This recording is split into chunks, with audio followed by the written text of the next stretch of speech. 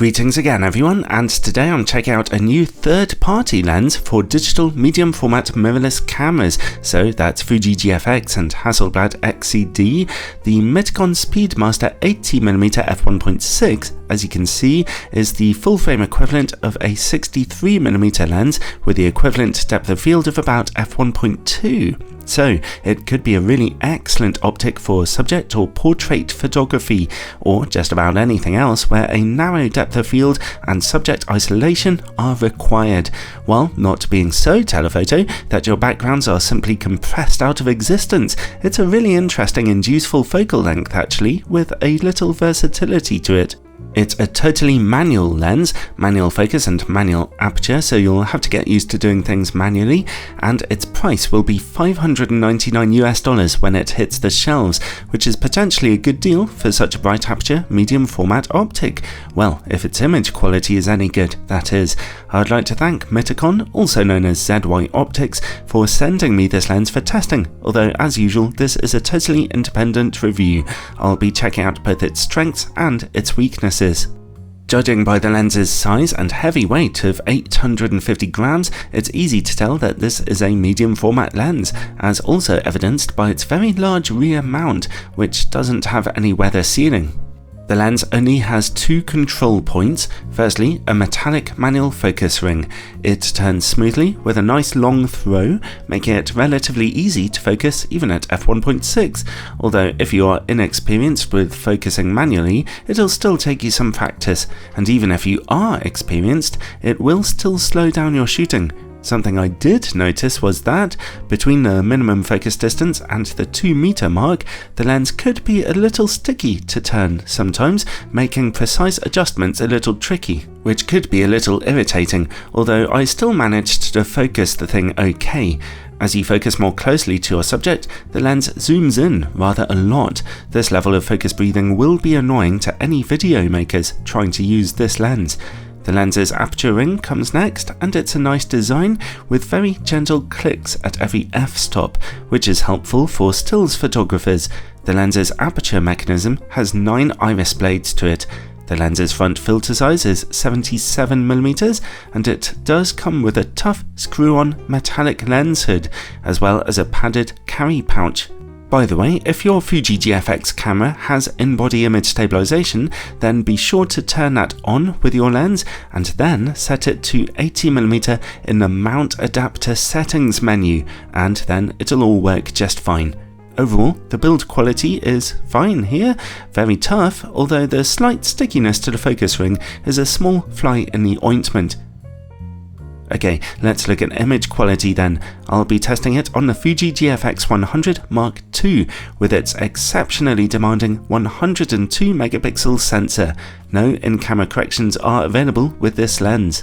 At f1.6, in the middle of the image, right away we see some excellent sharpness, although contrast is a little low, and we see just a touch of blue colour fringing on contrasting edges. Still, this is really nice resolution. If you need one, here's a real-life sample picture, and without all those contrasting lines from my test chart, you can easily see the high detail that's being generated here. Anyway, back to the test chart. As you can see, the lens's corner image quality is unfortunately dreadful at f1.6. At f2, it looks about the same except brighter. However, image quality in the middle has now picked up loads of excellent contrast and a touch of extra sharpness too. At f2.8, image quality is now perfect in the middle. The corners are still very soft here though. At f4, an image is beginning to emerge though, and at f5.6, corner image quality is usable. At f8 and f11 though, the lens is finally displaying excellent sharpness from corner to corner.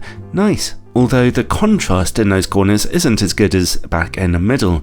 Stop down to f16 or f22 and softness emerges due to the effects of diffraction. Okay, what can we say overall? On the one hand, its corner image quality is what you'd expect from a low-budget lens, only getting really sharp at about f8. On the other hand, the middle of the image is always impressively sharp, and if you do stop down, you can get near 100 megapixels of resolution out of this thing, which for a $600 optic is pretty impressive when you think about it, so you're kind of getting what you pay for here, is what I'm trying to say. Anyway, let's take a look at distortion and vignetting. The good news is that the lens displays almost no distortion at all.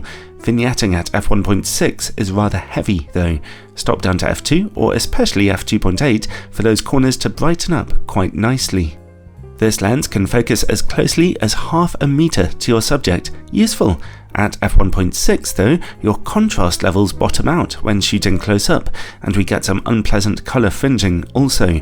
f2 sees a lot more contrast, and at f2.8 we see excellent sharpness again. Let's see how the lens works against bright light. At f1.6 we see rather a lot of disturbing broad flaring across the image frame. Stop down to f2 though, as I do here, to see a big improvement, and contrast seems to be much better now. Next, bokeh. I very much liked this lens's bokeh. I think the quality of its out of focus backgrounds is really quite lovely and smooth. However, at f1.6 we seem to get a stronger cat's eye shape to bokeh balls in the corners of your backgrounds than usual. And finally, related to bokeh comes longitudinal chromatic aberration. Here at f1.6 it's looking rather strong. It's still there at f2 and f2.8, at f4 it's improved, and at f5.6 it's pretty much gone. Well, overall, what a rollercoaster ride that was. The Mitakon 80mm f1.6 is an interesting proposition because of its relatively affordable price, and all conclusions about its image quality have to be made through the metaphorical lens of that value proposition. It's certainly a lens whose optics greatly benefit from being stopped down from f1.6 to f2, although at f1.6 you can still get rather a lot of central sharpness out of this thing, making it a very good lens for portrait work. Well, so long as your subject is at least relatively central to the image to avoid the soft image corners, and as long as they're holding still so you can manually focus, of course.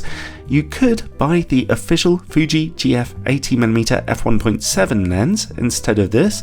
That would offer you autofocus and way sharper image quality, but of course it will cost you almost 3 times as much money as this Mitakon lens, so you pay your money, you make your choice.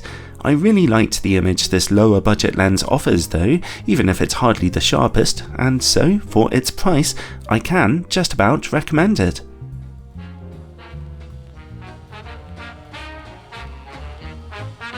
Alright, thanks for watching everyone. I know they're not the most popular videos on the planet, but I absolutely love putting together these reviews of medium format lenses. I'm learning so much through them and getting some lovely sample pictures for my portfolio in the meantime. A quick reminder that I recently updated the playlists on this channel to help you to find the lens reviews you want for your camera much more easily, so check out those playlists. And if you regularly watch these videos and want to support the channel, then of course check out my Patreon page in the description below. There you will find all kinds of exclusive bonus content for supporters, as well as early access to certain reviews. Take care and God bless everyone.